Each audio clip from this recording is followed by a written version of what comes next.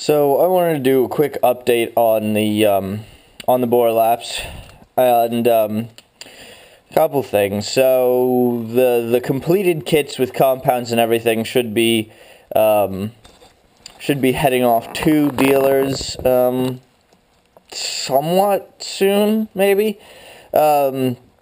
Most things have been worked out, so there's some putting together, some logistics, etc. that need to be done. So the one thing I keep hearing from people is they want a quantitative result. You know, what improvement am I going to see from this? And I've been really reluctant to discuss the results of any of my tests because I don't want to make any claims which, you know, could be unfounded. Somebody takes it, and says, well, if I buy this, I should get this result, and, you know, then it doesn't happen, and then there's anger and issues and etc. Because it's a very dependent thing. So, you know, if you start with a really nice barrel, you can lap it, and, you know, I'll say a really good result, even from stock barrel, like a stock brass barrel, if you're good, you can get sub 20 centimeter groups at 60 meters, right? But, you know, you don't... There's so many things dependent on this, including being able to shoot well, that I'm really hesitant to sort of just give it away. But when I say sub 20 centimeters, that doesn't mean you shoot 3 shots and they land within there. That means you can put rounds into a group that size. Some people think that, you know, a grouping size is, well, I shot 3 rounds at this and that's that. So, you know, the more rounds you shoot into a group, the larger it is. And so if you don't shoot real steel, I guess now you know. But I'm really hesitant to quantify any of these results and give them out to people because people will inevitably misconstrue it. And, well, you know, I'm not getting this result and this and that. And to some extent, it's dependent on the barrel you start with. Like, for example, if you start with a barrel like this, clearly that sort of result would be highly optimistic. So there's that. And so if other people post their typical results, that's much better, because then I'm not making a claim that can be misconstrued as a marketing claim, and it represents what an actual user gets, as I've often been accused of having some sort of superhuman abilities when it comes to working with airsoft. So you may be wondering what I'm doing right now. This is the bore groove cutter. It's a concept, and you can get up to 6 grooves. So you can have 6 straight grooves if you want down the length of your barrel. I'm looking at various ways to turn that into a twist.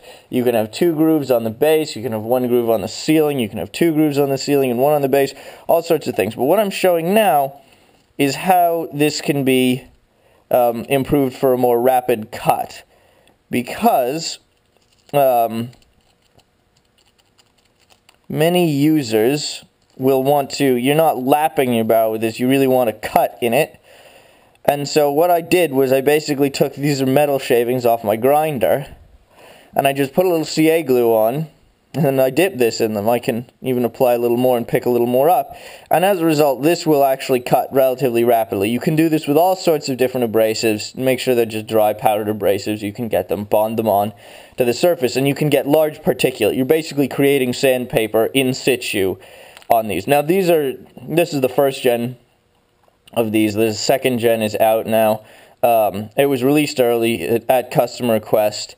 This works, but the next gen basically just has more struts for support, so you get better pressure along the lengths. Because this one right now, it flexes at the end, so you only get cut in here, and so the longer one, or the more struts, you should get cuts.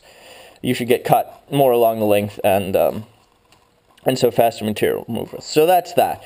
So yes, so back to the boards though. This is why I'm really hesitant to give out numbers, because it depends very much on where you start, where you finish, what your percent yield is. If you start with a really shitty barrel, and but it's only due to contamination or whatever, I mean, you can get differences, improvements, which are unquantifiably large. You can take a barrel I have that you literally cannot hit anything with. You would struggle to hit a soda can, which is literally this far, like 4 inches, 5 inches from the muzzle, because there's crap and the bore is screwed up and all that. And you go from that to something that can actually shoot on par with some nice upgrade barrels, something like a Mad Bull, a stock Prometheus, something like that. You know, you can do that, but you can also take a stock barrel, which is hopelessly damaged, and lap it and see little, if any, improvement. So, you know, this is again why I'm really, really trying not to give out, you know, concrete examples of this is the sort of improvement you will see if you buy this, because it's highly variable depending on where you start, depending on where you finish. The nicer your barrel is to start with, obviously, the harder it will be to gain improvement, and the harder it will be to see improvement. And the other thing is, if your barrel isn't secured in your gun, if your hop isn't good, you have all these other problems, you know. Yeah, so disclaimer thrown out, right? I will say that this will make slight improvements to nice barrels like Prometheus barrels, and brass barrels like this are where you will usually see the largest yield, because something like this, it comes with inconsistent surface finish, it comes with crap in the barrel, you know, it's got all these different problems. You do that and it can come out very nice. So that's what I'll say. If you seek an apex of performance with a nice upgrade barrel, this might be for you. Or if you're just looking for an inexpensive way to convert all of those basically worthless brass barrels you have sitting around and get some of them, most of them I will even say, up to a level of performance where you don't need to upgrade them for whatever you're going to use them for, you can do that too. So that's my spiel on that. I have to have a sort of a disclaimer of sorts, because I really don't want people coming back to me saying, oh, well, you know, you said this would do this, and it doesn't, and blah, blah, blah.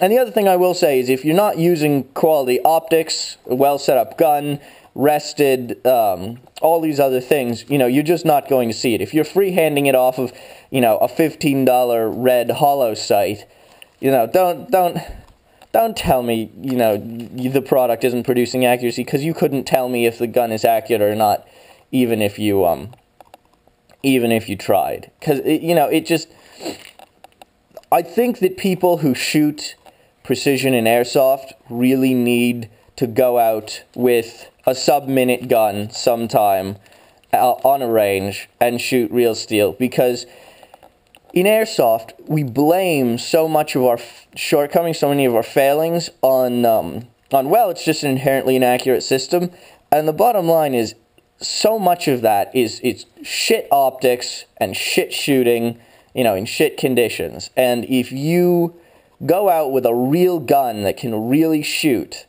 at range, and you can't print groups, that's your fault. And so it forces, you know, you, the shooter, to take some responsibility for your inability to produce groupings. Because in airsoft, you know, it's excuses galore. With a gun like that, somebody else has proven it, somebody else has cited it, it works. It's not the gun, it is you. So it's a sort of no excuses way to see what you can do.